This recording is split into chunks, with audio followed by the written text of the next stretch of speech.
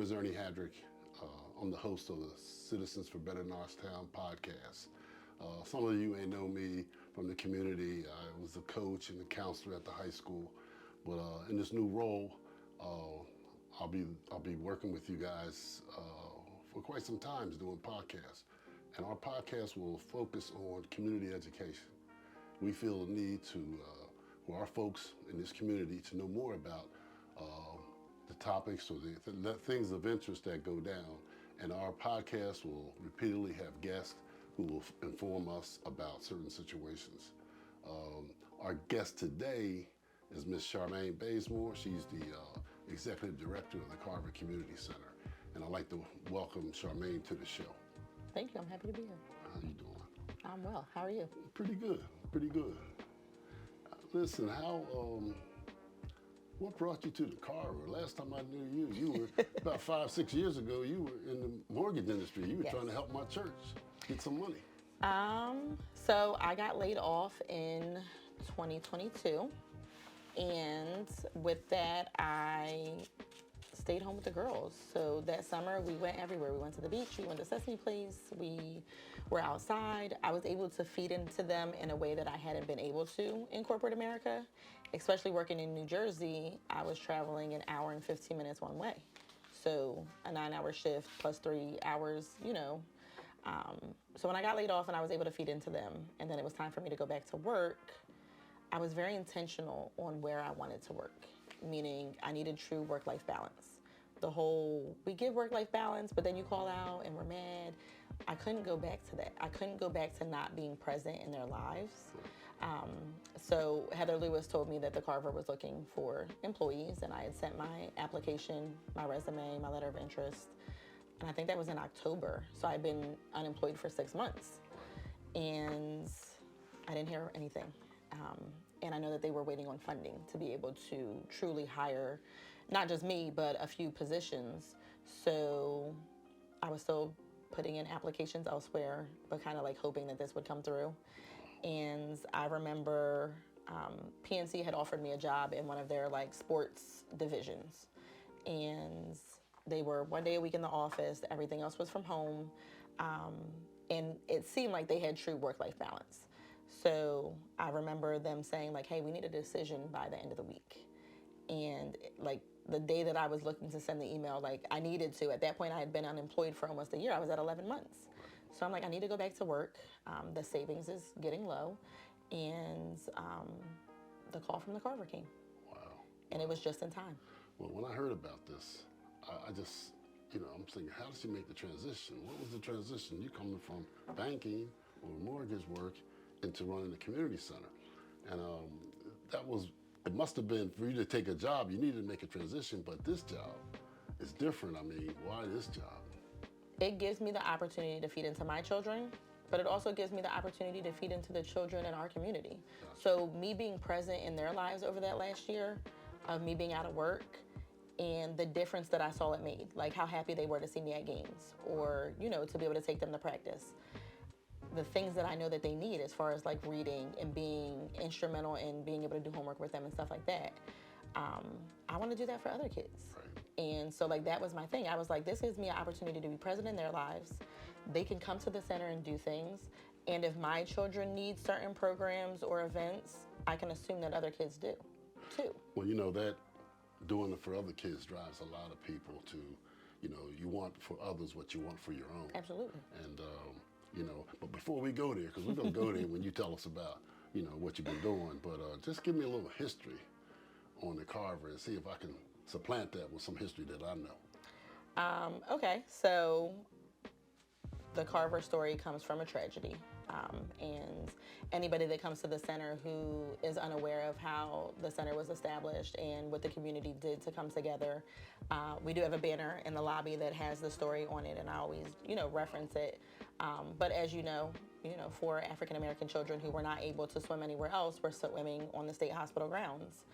They didn't have any formal swimming training, and it was a dangerous place. Or access. Exactly. Right. With segregation at the time, and the fact that I think the YMCA was up in like the Audubon area, and that's where people went to swim. The ability to be able to go to those places wasn't there. So they found their own swimming space. And unfortunately, as you know, tragedy struck when kids drowned. Wow. But what I can say as far as our community is concerned is the way that the community came together. So the fact that that happened in 1944, groundbreaking occurred in 1948. So we're looking at 4 years of raising money, knocking on doors, and getting the community to come together to be able to erect this building and this pool and this organization that was going to allow children to come someplace safe and be able to swim and be able to engage with other children. And then that came later than yeah, so 48 was groundbreaking, but it took 12 years. Got you. The doors didn't open until 1960. Got you. And we're coming up on 65 years. Wow. I was 10 years old when that opened up. And now I'm a little over. I'm in my 8th decade, you know, and I remember our family had a membership. You could have a family membership. And like I was telling you before, I was outside being hugged by this gentleman. I have pictures I can't find. And the other young man on the other side was a younger sibling of the guy who died in the pool, you know. And now I go to church with the sister of that guy, so it's really special to relate to them and their family history. That and just the roots that they have in the community, the fact that they're still here, right, is major. And just you know, tell me a little bit about the programs. And one more thing I wanted to mention before we go there. The fundraising that you mentioned, I talked with a young lady who's now since passed, but she was talking about they used to go door to door and all this. But there's another element there that people don't know about. It wasn't just a black thing, it was focused in our community, but there was white folks. There was a guy named Harry Butera, who was a realtor, very successful realtor. He built 6 parks in Norristown himself. But also he was a contributor. When the Carver had a rough day or a rough week, he went out to businesses, Quaker Chemical and other businesses, to get money to help. So it was a collaborative thing, and I think some people don't know that, and I just felt the need to put that out there, you know. And I think that goes off the fact of like our mission isn't to only help black and brown kids. Right. We're here to help everyone. Right. So the fact that the community came together, but also people outside of that community came to help support and raise money, because the vision was always bigger than just having a place for a certain subset of kids to be able to come to, but everybody. Like even today, like when people are like, "You're a kids community center," I said, "We're an everybody community center." Right. Although I always say like kids are our main client, even though they don't have any money. Right. We have programs for everyone. We do adult programs, we do children's programs, we do young adult programs. We've been trying to get to that yoga program for like a year. We just can't seem to get to that. And that's the thing. So like yoga came as a collaborative effort between us and Norristown Rec, because again, there's no reason why we have all of these organizations in this small community and we're not collaborating. We're not cultivating relationships with each other. We're not offering things on the east end of town as well as the west end of town that everyone can get to, especially if they're not driving. Right. If we're walking, it shouldn't be like, oh my God, I gotta go all the way to the Carver to do this. No, let's collectively put the same program out at multiple spaces so it's easy for people to get to. Gotcha. And you asked about our programming. So when I first started, Erica, who's our president, came to me and said, hey, like Tania reached out, who is the caterer. She owns Flavors Catering. Yes, and I've heard of her. Her mac and cheese. She does nice parties. Oh yeah, definitely. She wanted to bring back Kids Cafe, and that was something that was instrumental in her life and Miss Nippy, feeding the kids after the ACE program. And it wasn't something that I had grew up with because I didn't move here until middle school, but she's like, I want to feed the kids again. I want to bring them here, a safe space where they can interact with each other, they can have activities, they can engage in discussions with adults, we can figure out what's going on at school, what are some of their needs. And I jumped right on it. There's no reason why we shouldn't be able to, at least once a month, bring the kids of our community into a safe space for them to get a home-cooked meal for free, and then also be able to expose them to different things, engage in activities with them. So just for example, the Sigma sponsored one last year. Sorority, Sigma. The fraternity, yep. Right. And a lot of them are firefighters. So they brought their gear in, they let the kids touch it, they let them try it on. Wow. They were doing relay races in the gym, like with the gear on. Right. And it's showing them that anybody can become a firefighter, man or woman, doesn't matter the color of your skin. But also exposing them to something that they don't see on a It's normal like career basis. ed. Yeah. It's a career ed program. And they were able to ask questions. You know, the guys served them dinner and they sat with them. It was just a very like instrumental event that day.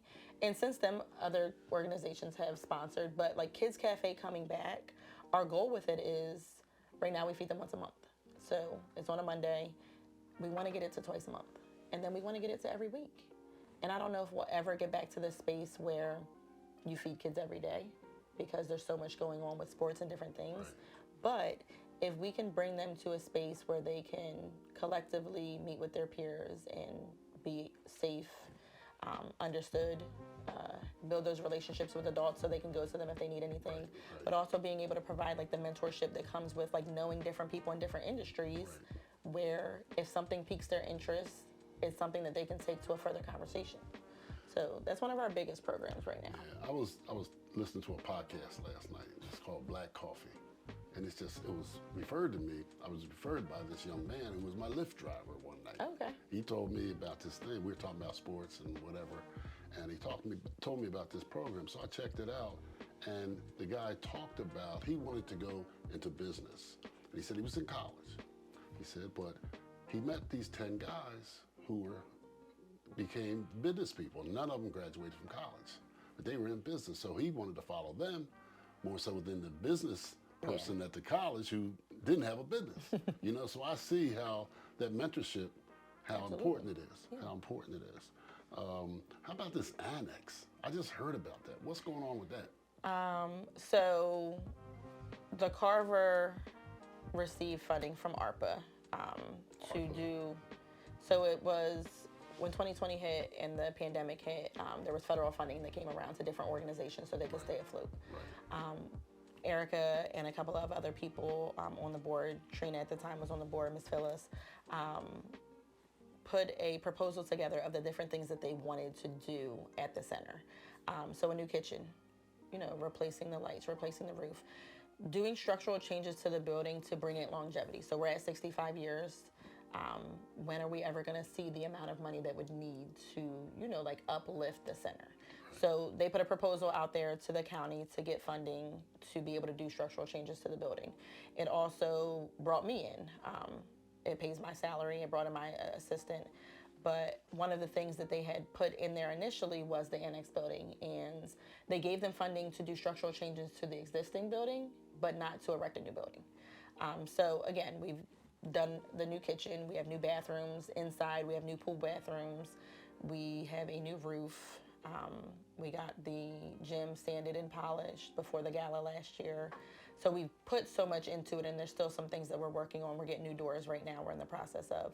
But one thing that we talked about collectively once I got there was the need to have space for our programming.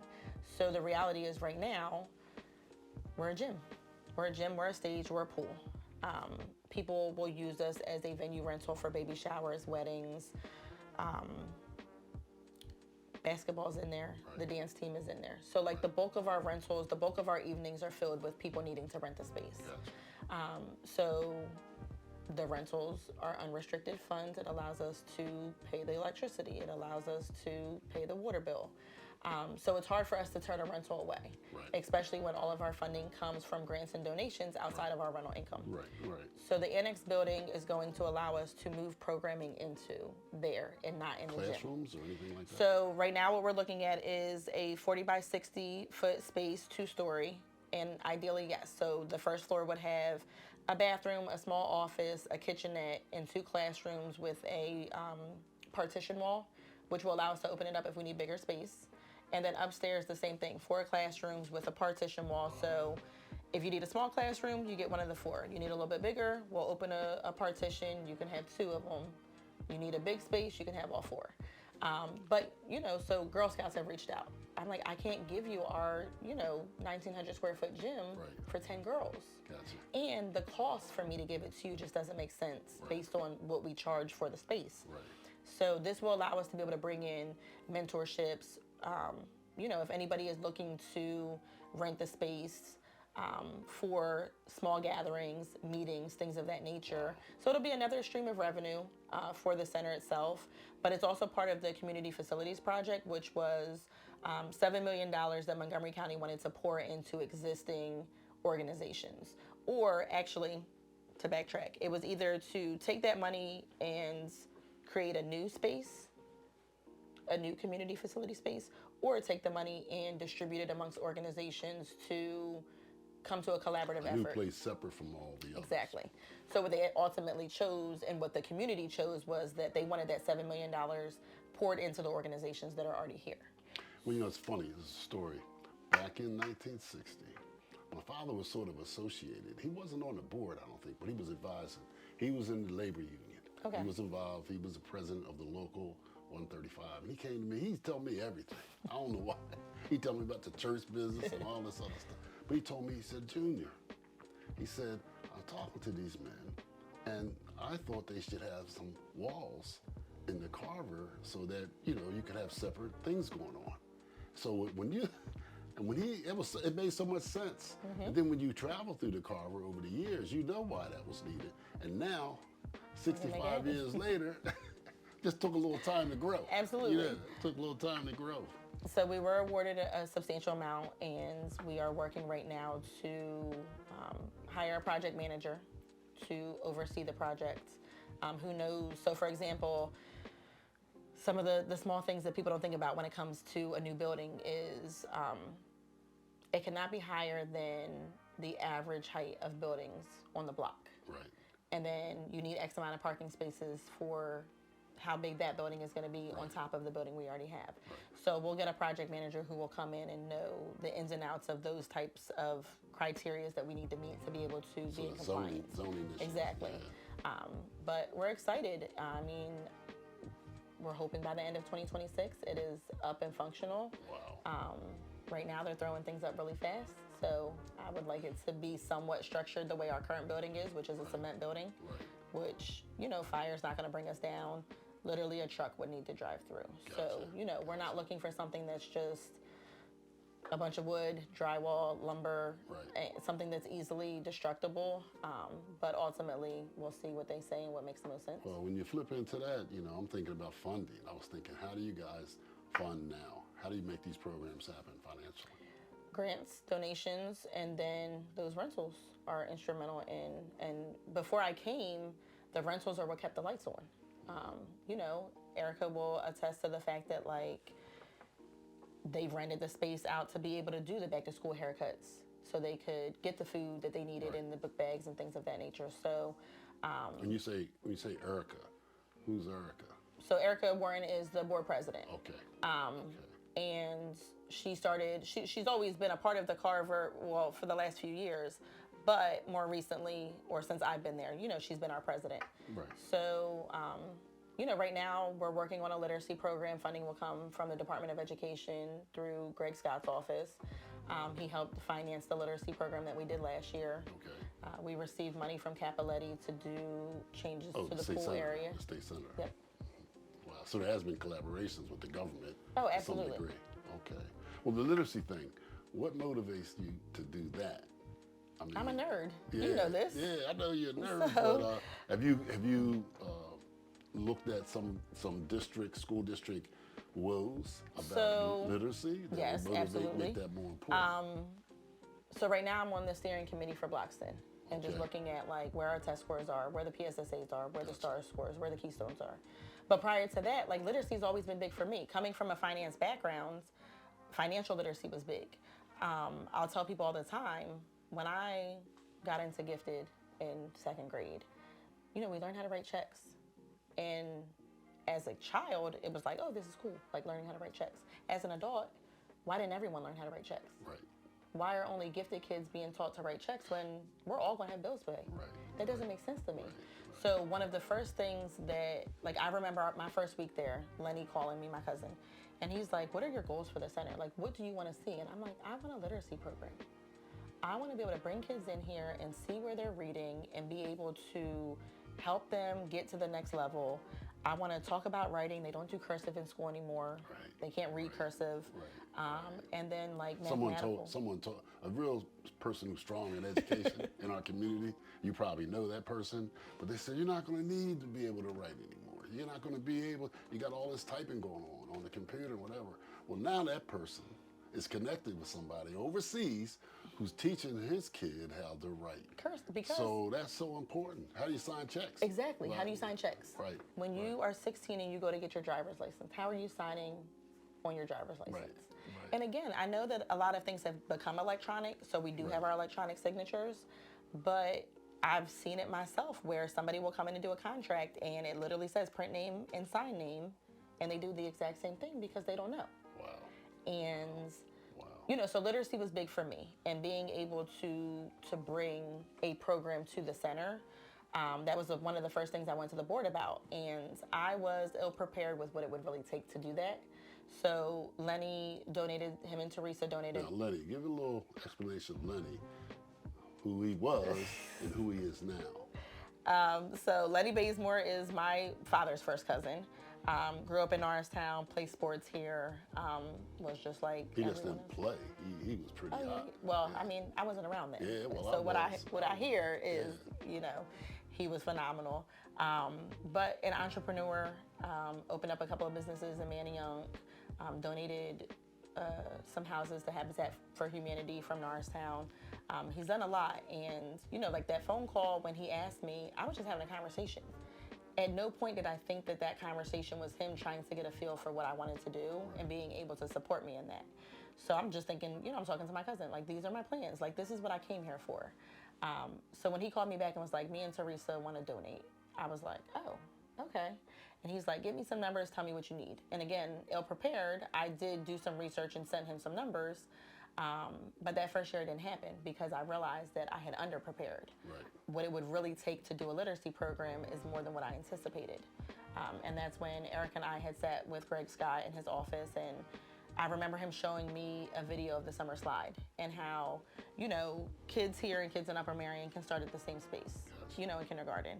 And then in the summertime, those other kids, and I don't want to say those other kids, but more advantaged kids who live in more influential neighborhoods and who have more money are going to museums in the summer, or they're going to camp, or they're going to, you know, a vacation abroad, or whatever the case may be. But educational components are being put into their summer. Right. And then our kids may be going to a camp, but it may just be, you know, a fun camp. It may not necessarily be feeding into them intellectually. Gotcha. And then we start first grade, and this child has moved up 2 steps, and this child has moved back 1 step. Right. And every year that happens. So then we get to 5th grade, and they're at a 7th grade reading level, and we're at a 3rd grade reading level. There you go. And as you continue through school, it just continues to happen. You know, this son of mine has been like totally immersed in literacy. And what happened was my grandson was having some struggles. And they were living here because they were between houses. So this young lady that my son found on the internet tutored him for 8 months, 1 day a week. So Bonnie and I, my wife and I, sat up in the room, and we had to watch him that day while he was getting tutored. And like, I couldn't believe how she was directing him, you know, with phonetic learning and teaching him how to make sounds and incorporating those sounds, you know, into words, and then, you know, blending And that's why them. Trey is so, you know, like, he's adamant, because I remember him saying in a conversation, you know, when the kids came home in 2020 for the pandemic, Right. he had no idea that Nesta couldn't read to the abilities that he thought he could, because again, according to his report card, he was doing outstanding. Right. Excellent, you know.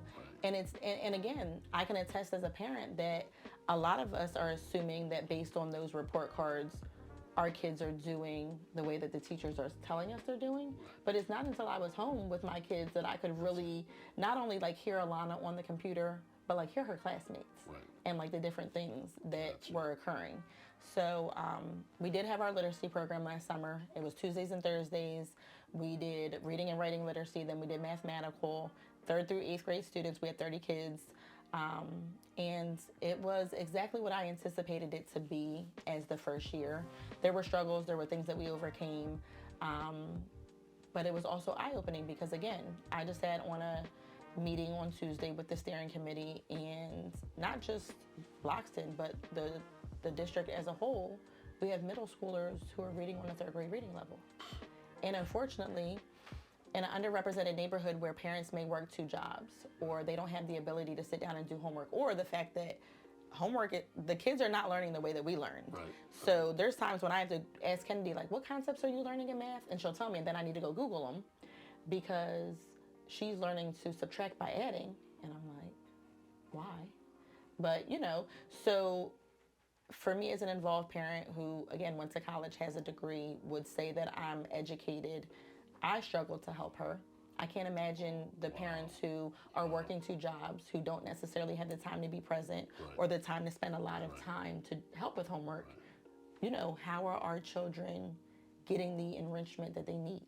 But before we get out of this, I want you to talk to me about parent involvement, what you see as missing or what you experience with the parents that come to your center. But I wanted to say, though, by virtue of what you said in regards to parents getting help, year-round learning. In some areas, they have learning throughout the summer, 12-month school years. But we don't have, obviously we don't have that. So programs like you're doing are great. And but one of the things that I learned from that literacy guy was that never thought about it. If you look in Norristown, you don't see the Sylvan Learning Centers and the Huntington Learning Centers. You have to go outside of Norristown where advantaged people have them. So we don't even know. So if we don't have the things that you're promoting and doing, we don't have any help doing this summer. So our kids are falling apart. And then he got this T-shirt that explains to you that 60% of the folks in prison couldn't read. So that tells you this third grade, things that the pipeline, the prison, or whatever they call it, is happening. It's real. And it's just a crime that some of these guys that come out of prison, after learning and after getting their education, going to Villanova and whatever, in prison, they come out with a whole different agenda, and they're like brilliant people. Yeah, because it was always there. There was just nobody cultivating it. I used to go in the Greater Fort Prison, and we go in there annually to a bar. They had a Kiwanis club in the prison, and they inducted me into the Kiwanis club. But these guys were bright guys, and they'll never get out. Yep. They killed people. And that's funny because, so at Temple, I was a criminal justice major, and I was a part of the Inside Out program. So I took a class at Greater Fort. So one day a week, we had a 3-hour class with inmates. So they were the inside students, we were the outside students, and sitting close. And you're talking about men who would never get out of prison, who were in there for life, for taking a life. But we had class with them, and we learned so much from them. And like you said, the intellectual capabilities of these individuals. And, that's back when you could get a degree in prison. And, they've stopped that for whatever reason, especially for people who are going to do life.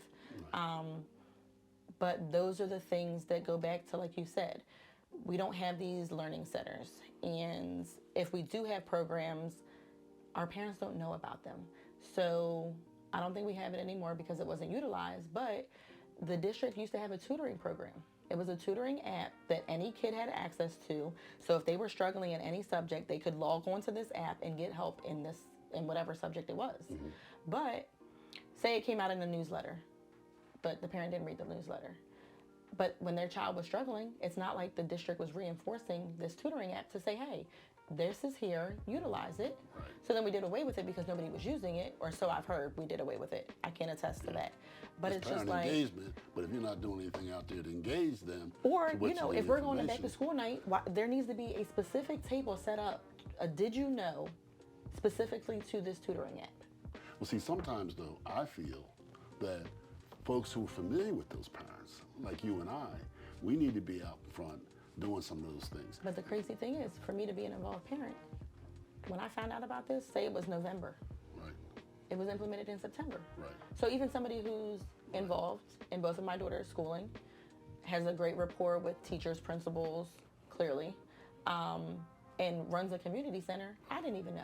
But we, at the NAACP, I think it was 2008, a group of education committee with 2 ladies that were 80 years old on this committee, we developed a parent education program.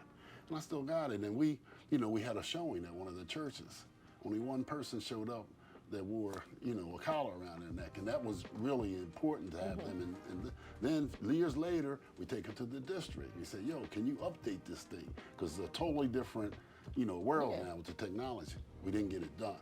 and we got to tell them when we think something needs to be done and you're not following up. Because when you help people get in that space of leadership, board leadership at the district, they have to, accountability. Right, and you just can't help them when it's time to get elected.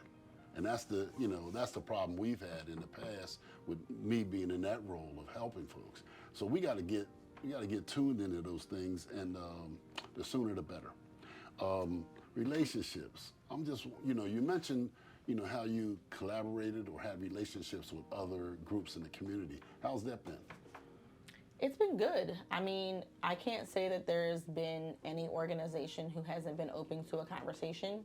Right. Now, whether something has come to fruition from that, it may or may not. But for example, when Brianna was hired for Norristown Rec, I called her and I'm like, hey, or it may have been an email, or we may have been in person. What's Brianna's name? Brianna Hawkins. Okay. So she runs the rec center. I remember reaching out to her and just saying, like, there's some kind of beef between the Carver and the rec center. I don't know what it is. It was before I got there and clearly before you came. But that's not the future that I want for us. There's no reason why we can't collaborate. And we have, so the first year that I was at the center, Norristown Rec has a camp. Their kids didn't come swimming. So we're literally right here, it's in walking distance from wherever you're hosting this camp. But in conversation with her, and once we talked, the kids come swimming with us now. Wow. The yoga that you spoke of, that was a Norristown Rec program, and they wanted to do it out of 2 facilities. So we opened up our facility to allow them to bring an instructor in. It was free for the community, and she was there on Tuesdays doing chair yoga, and then she was here with us on Wednesdays doing community yoga. We do a diaper distribution every month, and that comes from Mitzvahs. Mitzvah used to be up by Walmart, but they just moved to a location in Lansdale. But we'll pick up diapers that we can distribute to the community for free. This week we're going to pick up pajamas, so it's Pajama Palooza. We'll get toys from them on occasion, so we can distribute them. So you're just not a gym anymore. No, not at everybody all. thinks of the Carver, they think about bouncing the basketball in the gym. Wow. So we have been cultivating relationships. We bring the kids, so 2 or 3 times we've done music production with Mr. Henderson, but he comes from Expressive. Yep. Former Carver guy. He comes from Expressive Path, though. That's a relationship that we've cultivated with Pam to be able to bring him in. Right. Eric and I went there to teach CPR to some of the kids one time. So cultivating relationships with other organizations is big for me. And I'm always open to meet. Sometimes things might not align with what we're looking to do right then and there. Right. Or sometimes we don't have the space, which is why the annex is going to be so major, because, there's certain people who want to use the space in the evening because that's when people are off of work. So Greg just got us in touch with someone who wants to do ESL classes.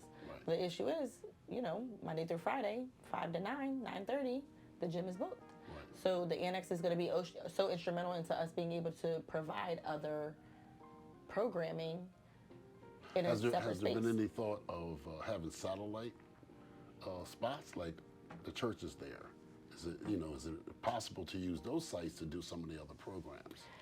I think that it would be a conversation that would have to be had. Okay. I know that we have a relationship with Ebenezer, right. And if the organizations that are coming to us are willing to utilize another space, that's what the Community Facilities Project is specifically created around. So for example, somebody may have sent a request in a proposal for a kitchen. And they're like, well, the Carver has a kitchen. So we don't want to give you a kitchen. We want you to collaborate with the Carver to use their kitchen. And then somebody may say, like, we need a computer lab. Well, OIC has a computer lab. You need to collaborate.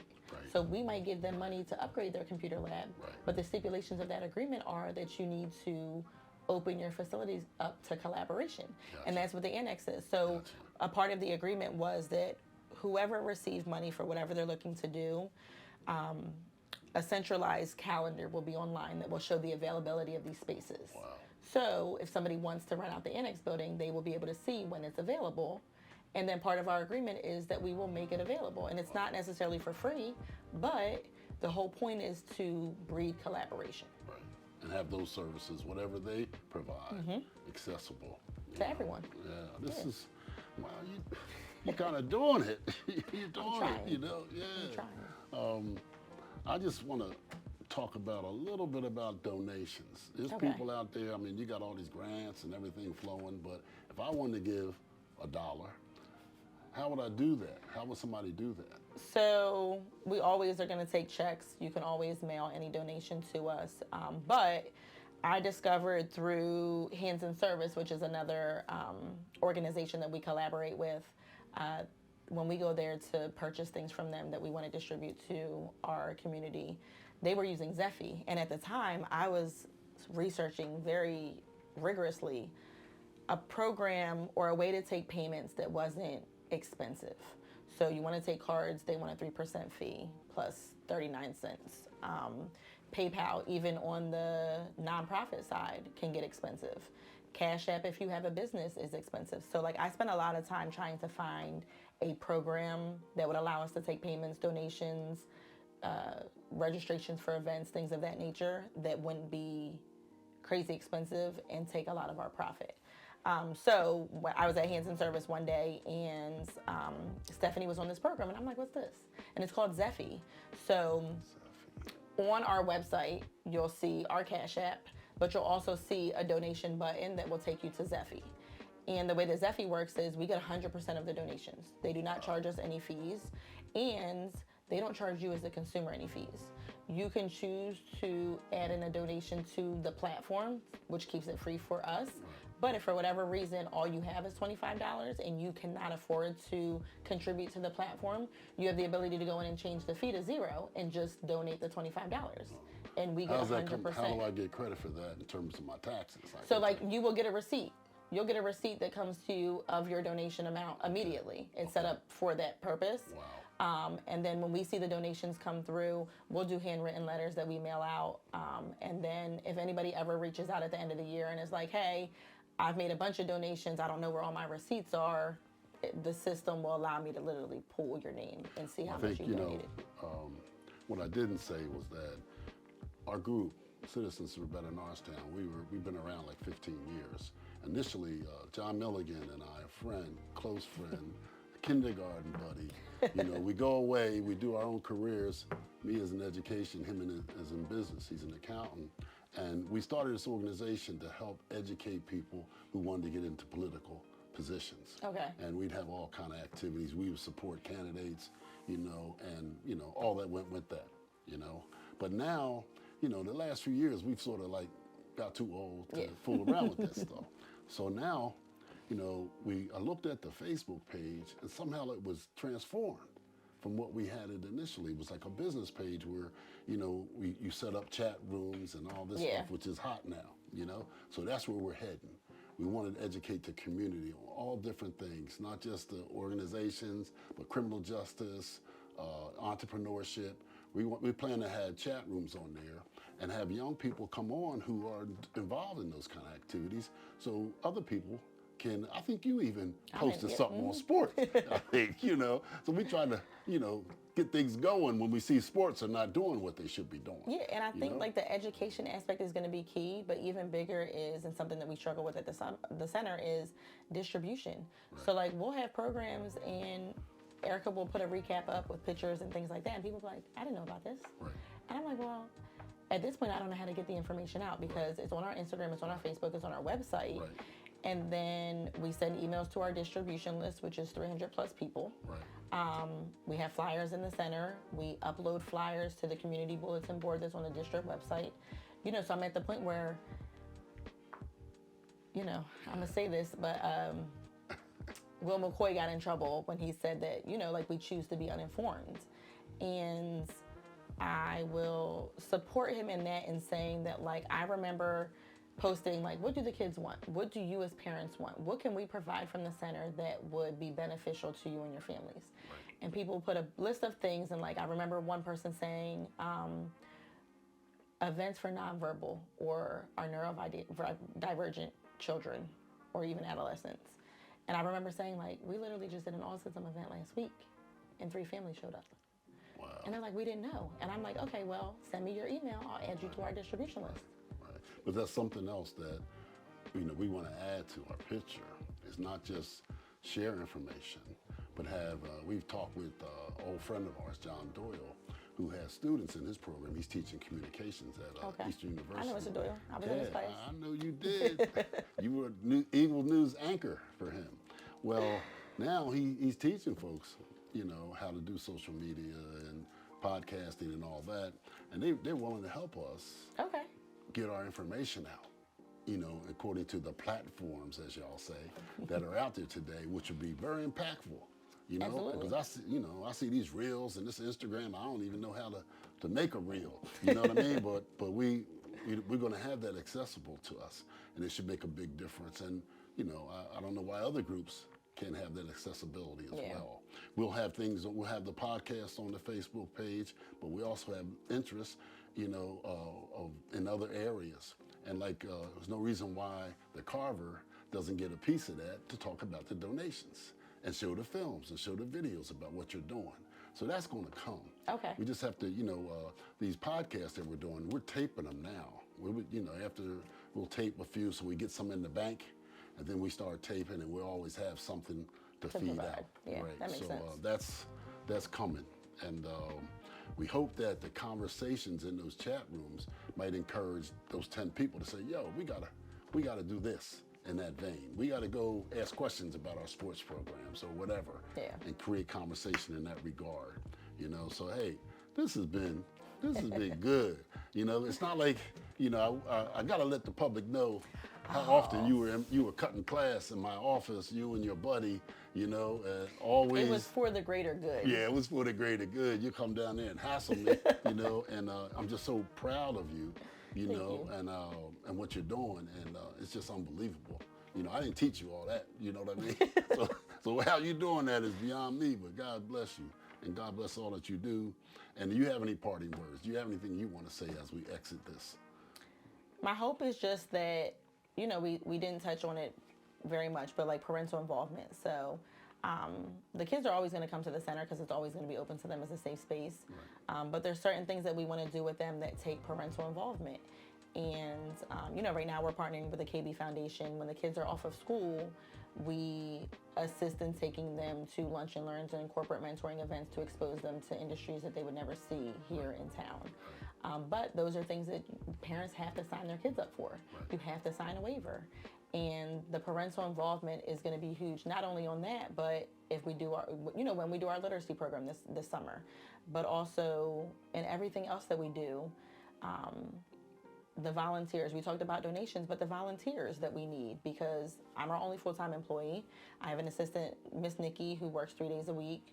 We have an athletics coordinator. We have a maintenance, individual.